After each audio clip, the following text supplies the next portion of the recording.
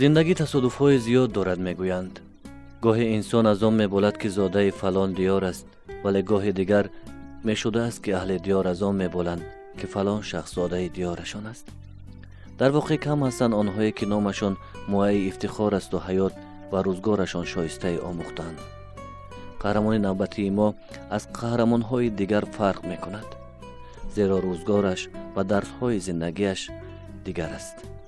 سید مراد مردان و هنرپیشه خلقی تاجیکستان زاده دهه دربت ناحیه حصار است و از روی حجت‌های نوشته شده زمستان سال 1940 به دنیا آمده است. ولی بعدتر معلوم می شود که حجت‌ها چند سال بعد آماده شده و سن و سال او نادرست نوشته شده است. ما اساسش تولدش سال 38 1938. هم وقتی که جنگ گرمانیا سر شد سال 41 ما برادر کلانه ما ارمیا بردن جنگ را. من نه یاد دارم 4 ساله 5 ساله بودم من. خیلی همین نادرست و سال 40 تولد من 40 بعدتر وقتی که وای کردیم وقت کلان شدیم مکتب میرفتگی شدیم هر باید همون دکترای همون وقت کن اینجا سپراوکا بیار آنجا سپراوکا بیار همین سپراوکا های وای کرد 1940 تولد 40 مکتب میانه میخونیم.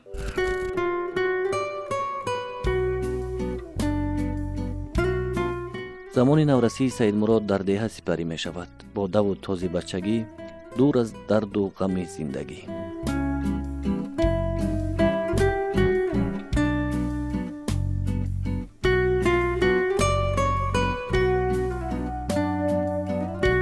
بچگی ده ما هم کودک بودیم نه کتاب میخوندیم نه دفتر داشتیم هیچی نداشتیم. ما خرسواره میکردیم خب خاک بازی میکردیم در کلچه ما در دو وزر خاک بود. سید مراد میگوید که والدانش از زمره آدمان سرفرزند بودند، زیرا آنها در عائله 10 نفر پسر بودند و سید مراد یکی از فرزندان کنجگی به حساب میرفت. پدرش بابای علی مردان یکی از مردانی بود که همیشه در خدمت خلق و مادر مهربانش به تربیت فرزندان مشغول بود. من 9 پسر بودم، 10 شد اونست هر دنیا. بعدتر ما 4 کس موندیم. اکای کلانیم معلم بودن، مکتب میانه به درس میدادن، بابا خوی مردانوف اونستن.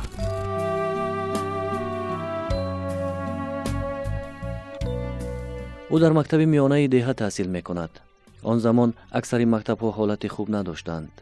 در مکتب او بهای خوب میگرفت، زیرا ذهنش تازه بود و هر آنچه معلمان میگفتند در خاطرش میماند.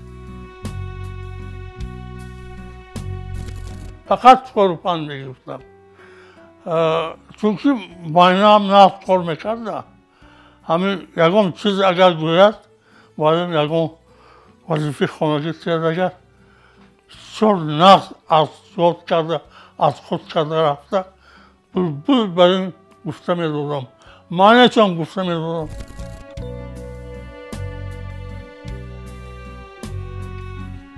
انتخاب کسب در زندگیش زمان مکتبخانه پیدا می شود. آن هنگام نمایندگان تئاتر مهمان مکتب می شوند و نقش‌آفری آنها برایش پسند می شود.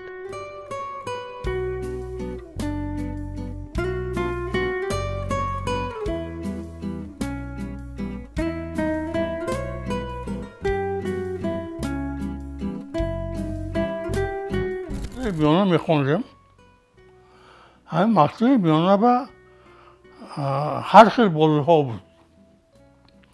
هر خیلی بازی ها بود ما هم بازی ها میکردیم بعد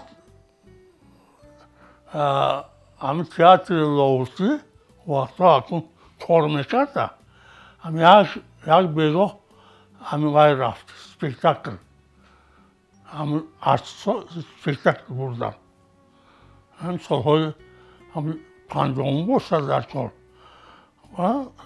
بعد شب شد بیگاه شد وای ها بازی کردن ما تماشا کردیم اختیارهای بازی اختیارهای یک چیم خیلی سپیکتاکل بود یک دست موزیوی شدگی هیچ چست بودنگی یک دست موزسر بکردگی یکی دیگه از ساله بستگی هر خیلی ما همینه تماشا کردیم من به معقول بود یک سیاه گفته پرسم اگر اینها اختیارهایند اختیارهاست که باشد ما نمیدونیم بعد همون کس ما معقول شدم کمتر شوختر بودم همون بستگی را شوخم بودم من همین من معقول شد بعد سیفیزه تمام کردم پرسیدم که این مکتبش کجا باشه بلندترش گفتن که این مکتب را و توسکند هم هسته در دوشنبه نیست بعد ختم مکتب میانه از سال 1957 تا سال 1959 در آموزشگاه مدنی روشننمایی محله سردار قرهخانوف دانش آموخته. از سال 1959 تا سال 1964 در دانشکده تئاتری و رسومی به نام استروفسکی شهر تاشکند در فاکولته اکتیاری تحصیل می کند. در این مکتب ها او نازوکی های کسب را از استادان مشهور می آموزد و با هنرمندان معروف که آن زمان برخی آموزگار و برخی دیگر همدرسانش بودند آشنایی پیدا می کند. ما 20 کس بودیم. سرم اسمای و هم بود از زنها. ضعیفه یاربیکوه بود. من دو کس بودیم. و از سمرخان بود، ابوخورا بودن. اخوی تاشکند هم بودن. توی تازکی خواندن. تازکی بیچاره اونجا. ما 20 کس همونجا خوندیم اختیاری معلممون خریستوفر مویسیویچ کاژیولیکوف یک روس مردک بود همون ما با درس داد ما همون یاد داد رضا خان رویف از تاشکند از اختیارها ما با درس داد بعد ما همه سپیکتاکل ها تماشا میکردیم تئاتر حمزه تئاتر مقیمی تئاترها بود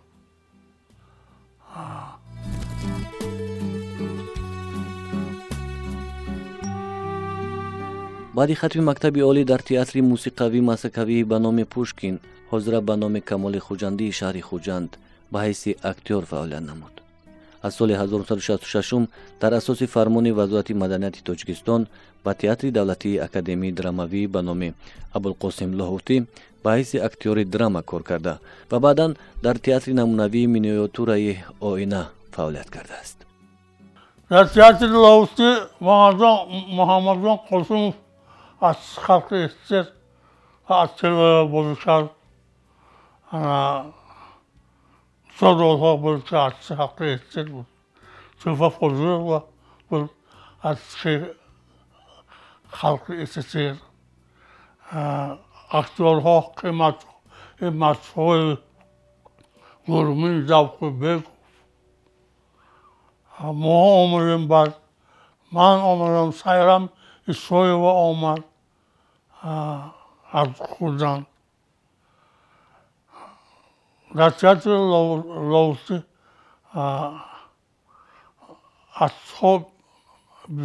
اکتورهای بودن که هیچ جا خواندگی نیست همه چیزی در تمام کردگی ادبیات میدونن همین ها انستیتوت تمام کردیم بعدتر مکتب باید تمام کردیم تاستان تمام کردگی ها مسکوه تمام کردگی ها اون معامله واحد آمدیم دادرم بیاین دادرم یک دقیقه ممکن می السلام علیکم نه اونا منم میشناسن سلام اونا منم میشناسن که میگویم دادرم سید مراد مردانوف از زمره هنرمندان است که همیشه چه در نمایش‌های تئاتری و صحنه تلویزیون و کینو خود را با سبک و اسلوب خاص نشان داده و محبوب خلق گردیده است. همیشه با تئاتر دولتی اکادمی دراموی به نام ابوالقاسم لاهوتی و گوشه و کنار تاجیکستان عزیز سفر نموده و برای مردم برنامه‌های کلان تئاتری را نمایش داده است. او میگوید هر آن چیزی را که در زندگی صاحب گردیده است از مهر و محبت خلق است. انا اینجا سوال‌های بسیاری نوشته شده که راست گپ گویم سرفهمش نرفتم یک یاری میدادید دادرم این انکت هست که انکت جان من همیشه اداره‌های زیادی مسئول همین کارن پیش همونا روید اونا خوش رو نقض کک نوشته حجتاتونو تخت میکنن خب من وقت ندارم من کسی من انتظارم مرا کسی التماس میکنم هیچ غم ندارد کمک آرام شوید عصبی نشوید همین 2 دقیقه زیاد نیست من انتظارم حاضر پیش من میان کارمون میموند زیاد 2 دقیقه انکتا نام و فامیلیاتون بوزبالایف شمشیر کی بالایف بوزبالایف این چه خیلی نام بوزبالادم با قوت بردم کلان اکا جان میدونید حاضر نام هایی که قدر و قیمت آبروی شخص ها را پس میکند از بین برداشته شد چرا؟ گفتم که برای آنکه آبرو و اعتبار شما پس میکند خسکش و خارکش و ارغمچین و کیم چیزایی که مردم فکر نمیکنند برای بسیار خوب میشد که نامتون را تغییر میدادید بعد میامدید صحبت میکردید باز میل است من این کارها اجرا میکنم لیکن حاضر نی خب در کدام سال تولد شده اید؟ در سال سگ 40 سگ؟ سگ کلان اول کوچک بود سگ بچه بچه حاضر ممکن سگ شده باشد اکا من اینجا سگ نمیشم سال تولدتان چی؟ سالم سگ موچلم سگ مورچلتون موچل سگ 3 مورچل گیریم 36 شورتش 48 5 69 یافتی یکم سگ یکم 70 یافتی جای تولدتان خانه آچم استاد سید مراد مردانوف از زمره هنرپیشه‌هایی است که در دل کل مردم تاجیک راه یافته است و بسیار مخلصانی خوب هم دارد حتی مخلصانی کسبی اگر همیشه گفتن ممکن باشد که در کجایی که ما در سفر می رفتیم اگر استاد نمی بودن حتما از استاد پرسان می شدن که چرا سید مراد مردانوف در بین نیست و می شد که در بسیار نمایش ها استاد بند بودن ولی در نمایش های علاهیده بودن که استاد بند نمی شدن و این البته گناه استاد هم نبود و گناه ما هم استاد سید مراد مردانوف از زمره هنرپیشه هایی هست که خیلی طبیعی است در صحنه خیلی طبیعی است و صحنه طبیعی بودن هنرپیشه را دوست می‌دارن یا بیخند آزاد بودن قسم اساسی کار سید مراد مردانوف در تئاتر به نام ابوالقاسم لاهوتی گذشته است اینجا بسیار образهای جالب و دیدنی را روی صحنه آوردند نامبر کردن فقط یک образ حلیم امک از انتخاب داماد ما را وادار میکند که به صنعت بلند هنری سید مراد مردانوف بها دهیم این نقش در اجرای او در حقیقت هم نقش طبیعی دیدنی و خلقی گویم هم می شود با استادان بزرگ برهان رجبوف سید مراد مردانوف و به حد انسانای خوب و اعلی بودند дараҷаи олӣ шаҳодат сидиқ ва оиша ҳаёт ва чӣ гуфтаниям. ва ман бисёр хурсанд будам ки бо ин хел ҳунармандои машҳуру маъруф кор ва фаъолият мекунам ва бисёр чизҳоро ман аз онҳо омӯхтам, ёд гирифтам. чунки қадами аввалини саҳна ба саҳна баромадан ин кори осон нест. бо Саидмурод Мардонов кор ва фаъолият кардем тӯли чандин сол ва ё пеш аз ин ҳам аллакай инҷо ба кор мекарданд, фаъолият мекарданд ва чандин намоишҳо ва ё аллакай образҳо, нақшҳо офарида буданд.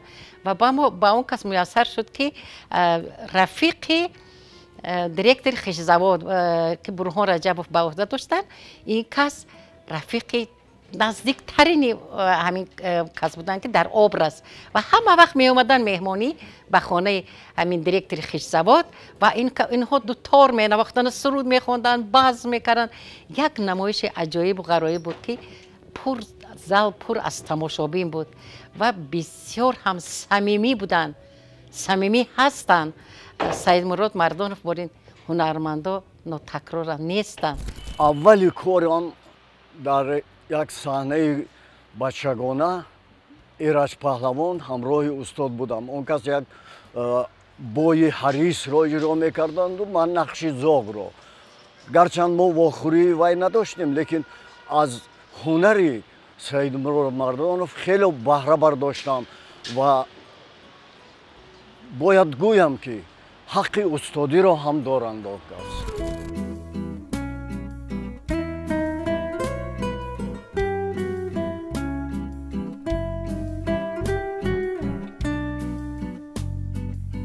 Саидмурод Мардонов дар зиёда аз 100 намоиши театрӣ ва дар 150 намоиши телевизионӣ нақш офаридааст.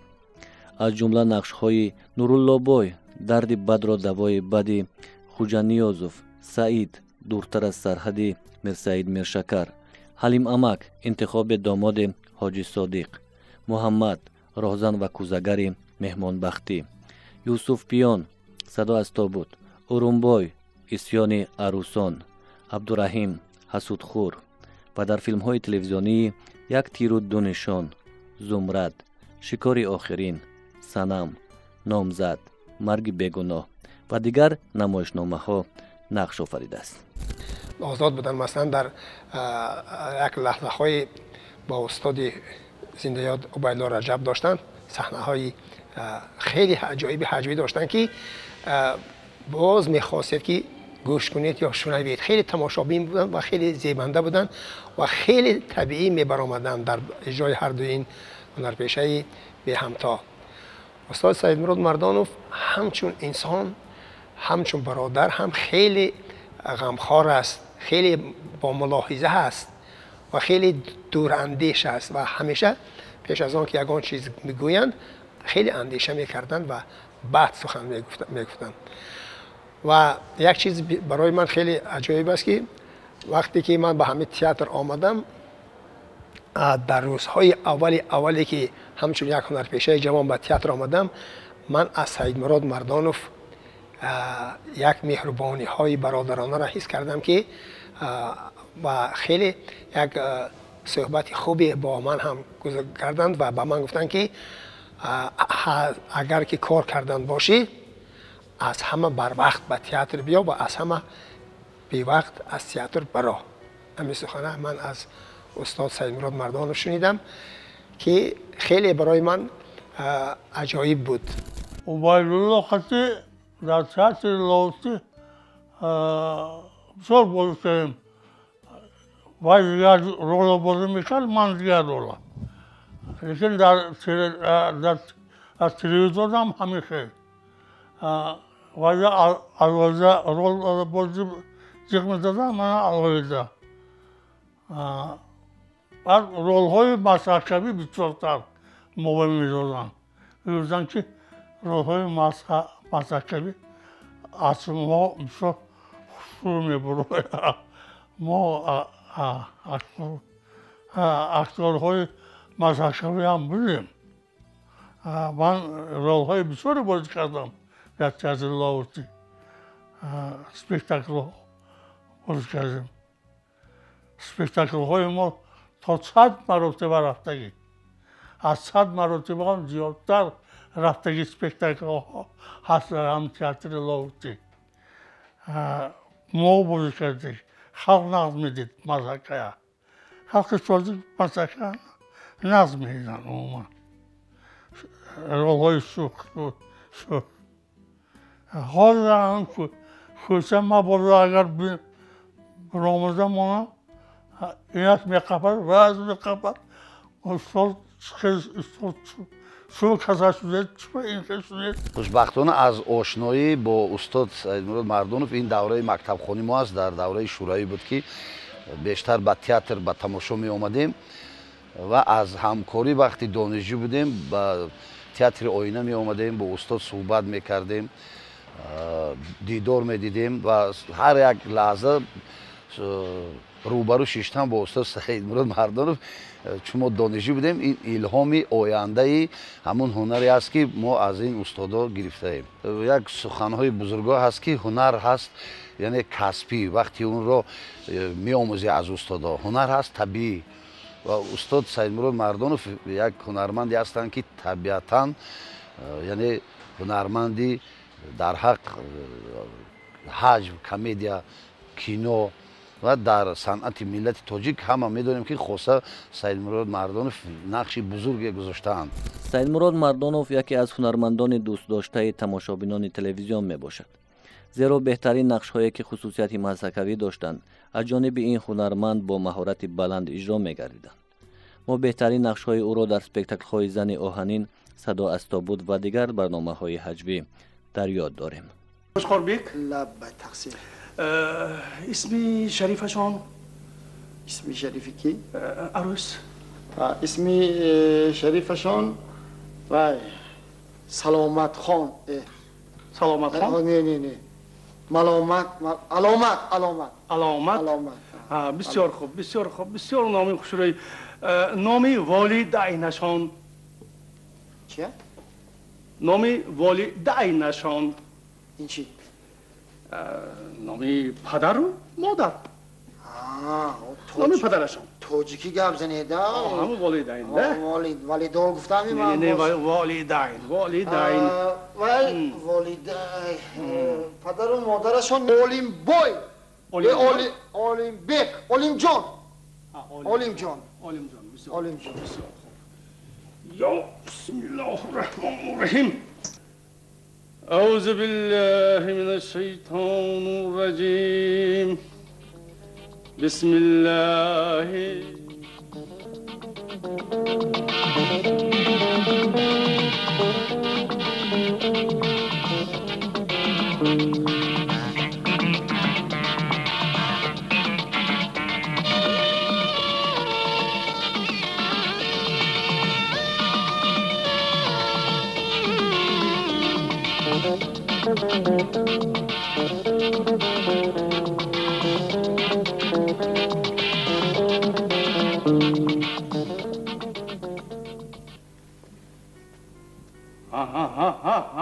خوشگار به یه در روز روشن ها یه مالی ده یه جیچی ده یه حالا هیچ نباشد مالی دامین من نکاهی مسلمان را خدا تمام کنم ایست آخر این چی گا؟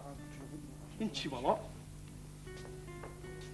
خوشگار به شرم داره ده در روز روشن مالی جنگ میکرد آمده میماند دیده میماند مالی یه من نکاه خدا تمام کنم بعد میماند رفیقان حالا حاصل در صحرا فراوان است باز یک زور زنیم به مره میرسیم بسیارتر بود اون وقت بس صحنه های و ما تلویزیون رادیو بسیار چایخانه مشفقی صحبت دوستان بیغرض پند و غیره لبخند شکرخند بهت اون وقتا بهت این چیزای چایخانه مشفقی این خیلی برنامه ها در تلویزیون به حد بسیار بود و مردم تشنه این خیلی نمایش ها بودن تشنه این خیلی لحظه ها بودن که این لحظه ها همه رو خرسند میکرد تماشابین رو به ذوق میآورد و بسیار همان با اکی سیدمراد به حد بسیار در نمایش های همین خیلی و غیر تئاتری که نمایش های تلویزیون رادیو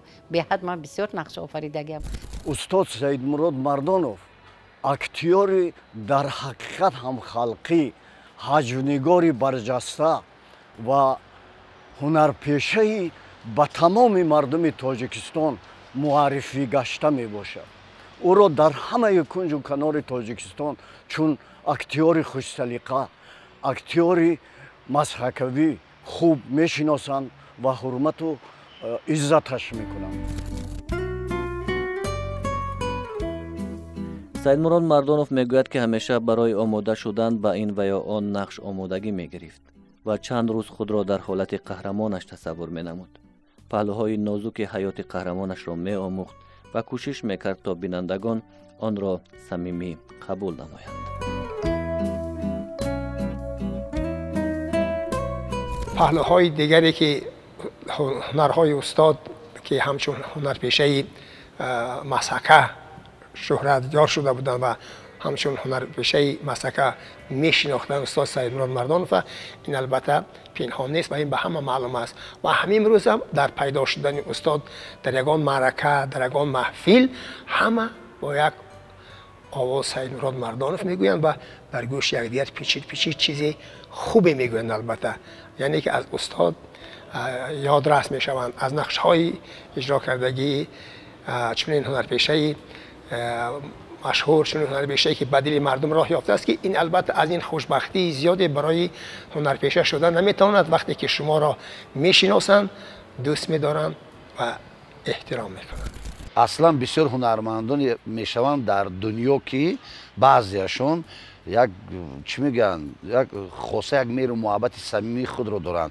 استاد سیدمراد مردانوف خاصه ترین برایشان همین گفتن که یک مردی خواستگاری روزگار و زندگی هنر تاجیک هستند.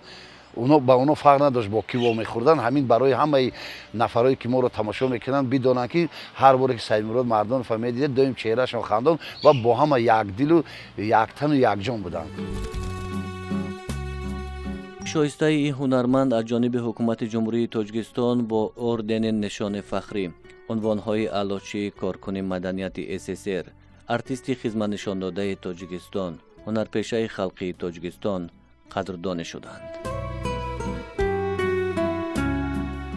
امروزها سیدمراد مردانوف با نفقه رفتند و در خانه استراحت دارند، ولی گاه با همون ذوق و شوق از ما خبر میگیرند، می آیند. ما هم گاه ناگاه با دیدنشان می رویم.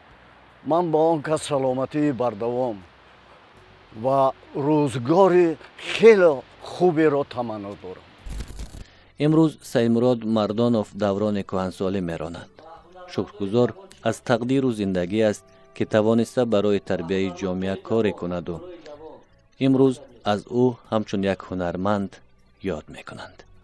میگم که کسب دوست داشتن در کار، کسب کار کردن در کار، این خیلی بی‌پروایی کردن در کار نیست. کتاب بسیار خواندن در کار و بسیارتر فکر کردن در کار، کدامش نقد است، کدامش بد.